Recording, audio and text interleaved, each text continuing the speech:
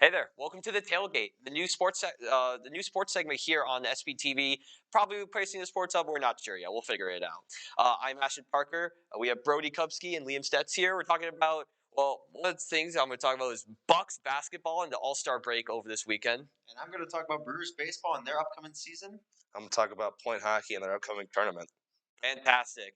And we're going to get started.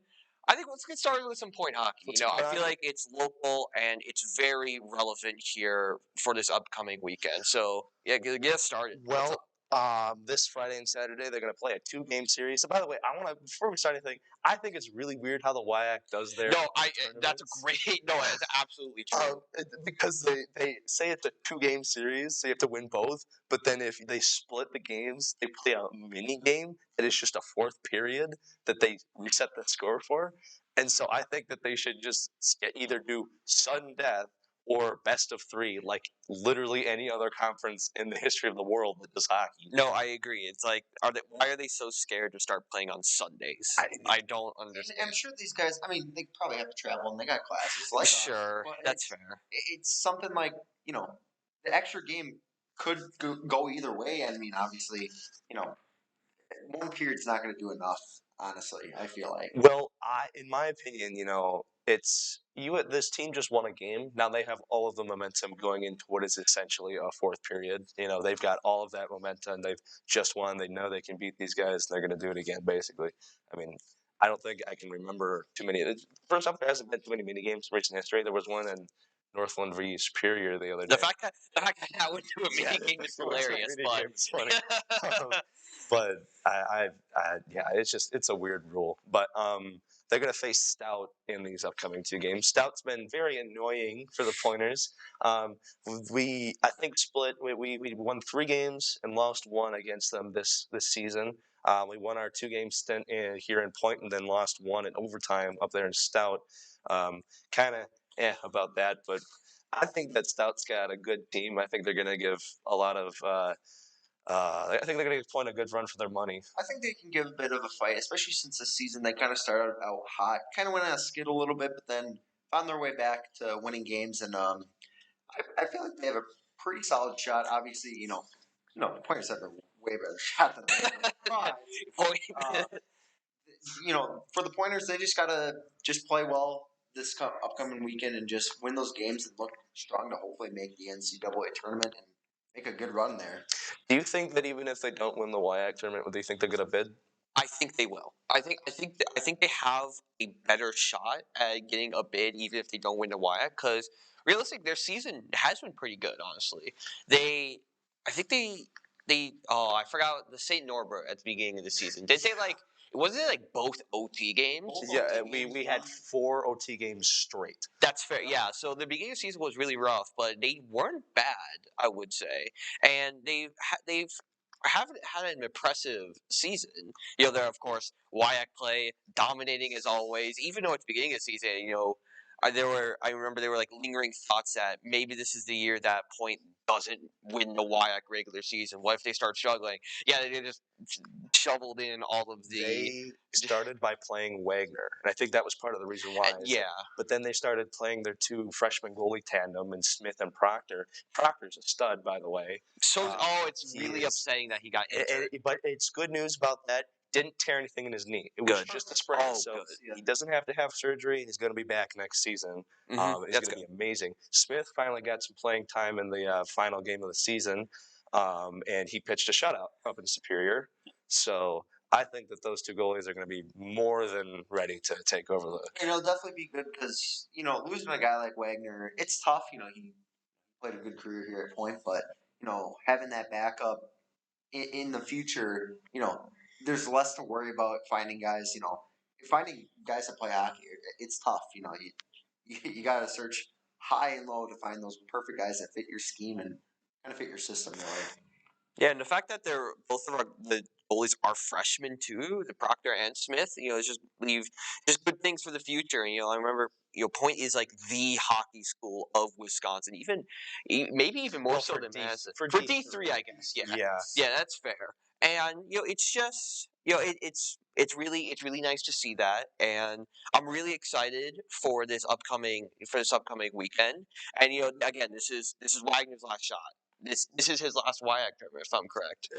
You are correct about that. He took a 6-year of NCAA eligibility. So if they win and go to the NCAA tournament, he started his career here at Point with an NCAA victory. Mm-hmm. He started out with the championship. So if he caps it off with a championship, I think that'd be pretty poetic. That'd be pretty great. It would be pretty good. Let's just hope they do that. Yeah, that's what we hope all the time. You can buy tickets already at the DUC. Right, yeah, I remember. I think it's like $12 for adults. Only $3 for students. Yeah, so get your tickets. Go to the game and support your it's gonna be electric. It's gonna be great. Everybody's gonna be packed. Can you KB will it in playoff time is insane. It's packed. There's not an empty seat. All right, well, I guess next, Brody, you want to start us off about Brewers baseball? Talk about Brewers baseball here. So, spring training starting back up. Pitchers and catchers reported this past week or last week, and the players are trying to return to Arizona or Florida, where I think the Brewers are in Arizona.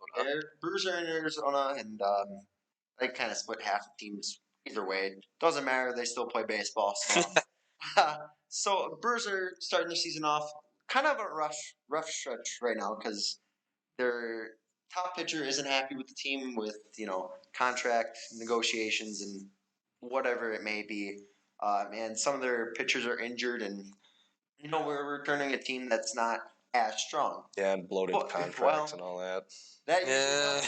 That'll do it. So I guess I want your guys' thoughts. So there's a lot of season left. There's 162 games. Playoff. A lot of season. That's a great point. We have a full season left. Yes.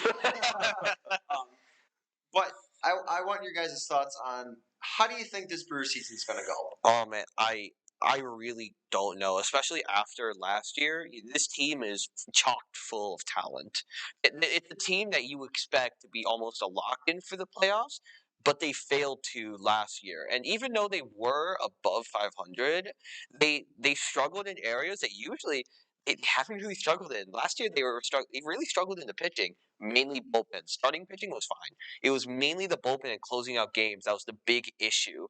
And I don't know if I really saw any trades in the offseason to really bolster that. My kind of take on it is I agree with your point that they had a lot of talent. They had all the talent they needed to potentially do well in the tournaments and all that, but I don't think that they had cohesion. I don't think they clicked together as an actual team. I mean, you can have amazing players and put them all over the field, but if they don't play together as a team, they're not going to do anything. I definitely agree with that. And for me personally, I think the hitting is starting to step up a little bit. Guys are starting to come back to form.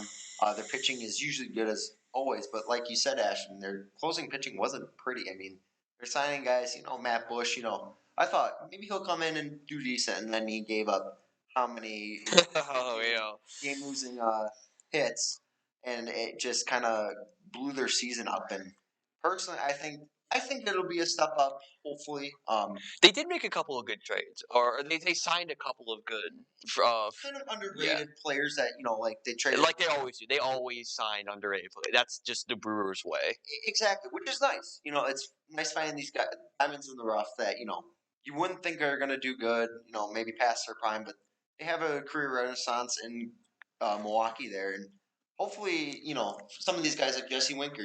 He's a really talented player in Milwaukee. He started out his career on the Reds. When he's played in Milwaukee, he's had good stats. That's I think 400 in Milwaukee. Yeah, and then insane. That's insanely good. They signed William, or they traded for, was it William or Wilson? William Contreras. It is William Contreras. Okay, Wilson's the one on the Cubs. Even worse. Even worse. You can tell we're biased here. But we signed William Contreras, and he had an amazing season with Atlanta, and that I was like, we didn't give up anything for him. It was insane. I remember. We gave up yes. Right, yeah, and he is a prospect, and I know some people do have some high hopes for him, but for the return we got for him, Bruce just came in. We'll take exactly. exactly. But yeah, I think it's going to be a very interesting season. Do you think that Christian Yelich kind of continues his upswing? I think he will. I think it is. I don't think he'll. Look, I think we got to just accept reality, boys. I don't think he's ever coming back to MVP form. It's really upsetting because 2018, 2019, Christian Yelich was special. There's a reason why he was MVP and should have been MVP again in 2019. I still think he should have been. Even with the injury, I still think he should have been. He was insane that year, but I think he will be back on the upswing. Maybe he'll return to like Miami Marlins Christian Yelich, who was really solid. He was a solid contact hitter, and he was okay. But with the amount of money we're paying him, he's always going to have these high expectations, even for himself. Exactly, and I don't think he's ever going to reach them again. But if he can just get better, because again, like you said, he was on the upswing last year. If he can just continue improving, I think that'll just be a good sign of things to come. For me, I think he should improve a little bit. I mean, he looked a lot better last year than he had in 2020 and 2021. And there's a lot that goes into it, trying to get your form back after having a major injury like his knee injury. Just trying to find your stride with, new pitchers coming in. It's a lot different than, pitching was a few years ago. Yeah. But for him, there's a lot riding on him being kind of the fan favorite in Milwaukee. Every time he comes up to bat, the crowd is cheering. I mean, heck, okay. I bought a jersey. That's fair. Love that jersey, by the way. It's so good. There's a lot of pressure that goes into trying to be that guy that kind of leads the team, and I feel like he's done the role well, but after that injury, that's kind of messed up his confidence. Yeah, I mean, there's definitely a lot of psychology that goes into baseball, and so a lot of people theorize that because he hurt himself in the batter's box, on that swing, that's kind of why he hasn't been up to that point lately, is because he doesn't want to hurt himself again. That I can kind of see where they're coming from. I mean, you got to find some excuse for why he's not. Oh, exactly. Yeah. So that's Brewers baseball. Again, we're feeling hopeful because again, it really looks like it's only going to be a 2-team race in the NL Central. And maybe the Cubs will be better because they started off well. Sign all these guys. They got to do something, or they're going to lose out. From what it's looking like, it's only going to be St. Louis and Milwaukee again. Because St. Louis, I hate St. Louis, but moving. So as you guys can maybe tell right now, we coordinated very well. We have UWSP for hockey. You got Brewers jersey on. I got my Middleton Bucks jersey on because we're going to talk about. I think our final subject. We're talking about Bucks basketball, and I feel like that's the main focal point in Wisconsin now for Wisconsin sports is Bucks basketball, because of course they're on a 12-game winning streak right now. Hanging into the All-Star break, they've won 12 straight and have shot back to 0.5 games behind the best record in the NBA and the number 1 seed in the Eastern Conference behind Boston. And I think that's incredibly, impressive because Boston has just been this wrecking ball of a team recently. They've been so good, and the fact that Milwaukee is still behind them, even with all the injuries, with Chris Middleton. Fun fact: the big three of Holiday, Middleton, and Giannis have only played 4 games this season together. Really? Yes. Because either Giannis has been injured, Middleton's been injured, or they just haven't played together. And I think that's the fact that they still, I think they're like 41-17 right now. That's just, and Bobby Boris has been injured for like the past 20 games. So the fact that they're still at this high caliber of play is insanely impressive. And we still got Jay Crowder on play. Means they have a lot of depth. They have the amount of depth is the amount of depth in the Bucks is insane. The big thing is too, with their guys, stepping up like Grayson Allen, he stepped up. Pat Connaughton's kind of stepped up here and there.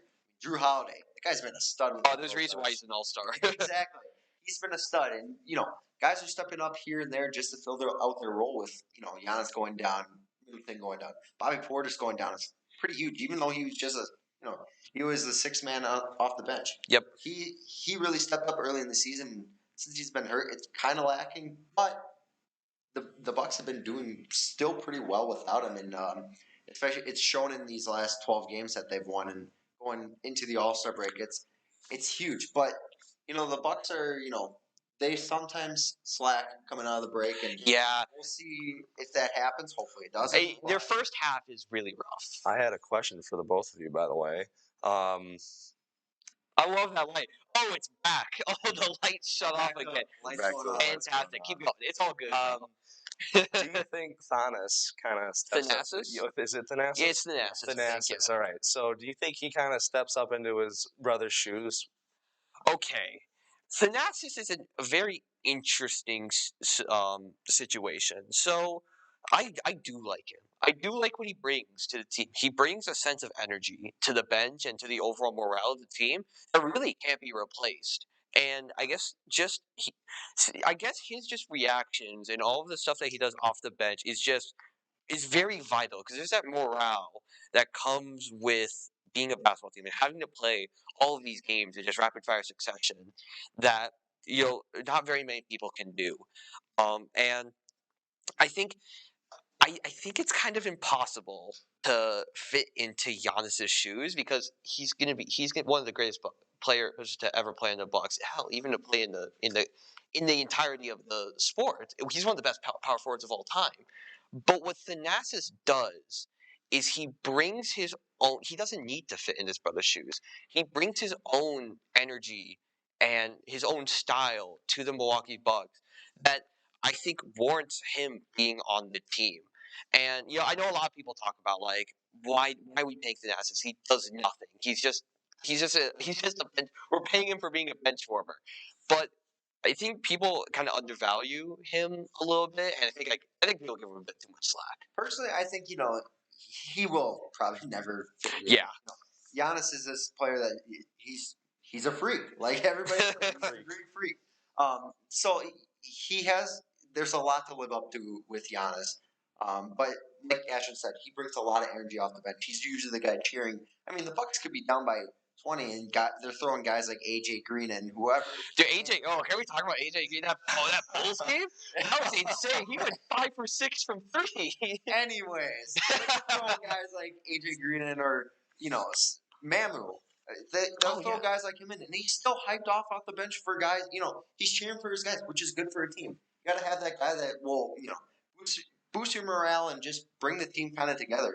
You could be the worst player on the team, and still, if you bring that energy, you're kind of filling your role as a teammate. I absolutely agree with that. I guess I want to just talk about a little bit of the All-Star game because we had the All-Star break over the weekend, and Giannis. I think it's insane that a player from the Milwaukee Bucks is an All-Star captain, and let alone we had 2 of them in there. We also had Drew Holiday as well, but Team Giannis beating Team LeBron for the first time ever. By the way, really, he was 0-2. Giannis was 0-2 versus LeBron before that weekend, but now 1-2, baby. And that's also the first time LeBron has ever lost as team captain in the All-Star game. W. 5-1. W. But yeah, I think this All-Star break or this All-Star weekend did bring to light a couple of issues with the All-Star game. You can I think more than ever, you could tell that just didn't care. They just didn't really try. Mac McClung absolutely. Okay, tried. that's a dunk contest. I'm talking about the actual All-Star game. The actual All-Star game, but the dunk contest wasn't bad. It was definitely better than 2022. Absolutely. Anything's better than 2022. But and the 3-point contest was good. That was fine. We don't talk about the skills contest, whatever. But Mac McClung was great. He was really good in the dunk contest. But in terms of the actual All-Star game on Sunday, I don't know if they need to fix something. I don't know if they need to switch up the rules or were they playing just really uninspired? Kind of. So I mean that's any sport. They do that in That's hockey. fair, I mean yeah. you got to look at football. I think is the biggest one of that. I mean, the thing is, they just scrapped the game altogether. Yeah, no. And honestly, I was kind of down with that. I thought Pro Bowl weekend was actually kind of fine. Yeah, but it's any sport. Yeah, they're so worried that they don't want to get injured in a game that really, in the grand scheme of things, does not matter all that much. LeBron did get. I don't know if that's just I don't know what happened. I don't know if he's still injured or if that was just a 1-day thing. I mean, but when he went up for the block, he really spread it. Yeah, that did look pretty bad. I mean, it was very quick, sharp movement, and he might be hurt, but yeah, we'll see. We'll see afterwards. So, yeah. Well, also, I guess, in my point of view, you know, Dunk contest was All-Star usually the Weekend's best just part kind about of It's just kind of there. it's there, but you know, guys like Matt McClung show out for. And he's not even in the NBA. He was Yeah, in he the was. league. I definitely got called up to Philly. Did he get called up? I to thought Philly? he did get called up. To Really? Philly. All right. Yeah. Awesome. I guess he was. Yeah, well, actually, no, it was right. So I saw like an image that over the past week, so last week, Mac McClung, around this time, Mac McClung was on the G League team for Philly. But in the past 7 days, he was called up to Philly. He signed a deal with Puma, and then he won the dunk contest. So he's been doing insanely well this past week. Good for him. That's a big congrats. Absolutely. But yeah, so I think that's going to do it for this first episode of the Tailgate. We hope you guys enjoyed a bit more of a casual sort of side to the sports broadcast we usually do. You guys want to check out any more of our sports content here on SPTV, you can take a look at our live section. We have pretty much most of the games here, hockey, basketball. If you really want to look at football, go ahead with that. And, we have a couple more, as we said, we have for SVT Friday and Saturday. Stay tuned at 7 p.m. We're going to be streaming both of the WIAC UW Stevens Point versus UW Stout hockey playoff games, and hopefully, if they win, it'll also be next week as well on Saturday. Thank you guys for watching. I've been Ashton Parker. I'm Brody Kupsky. I'm Liam Statz. We'll see you guys next time.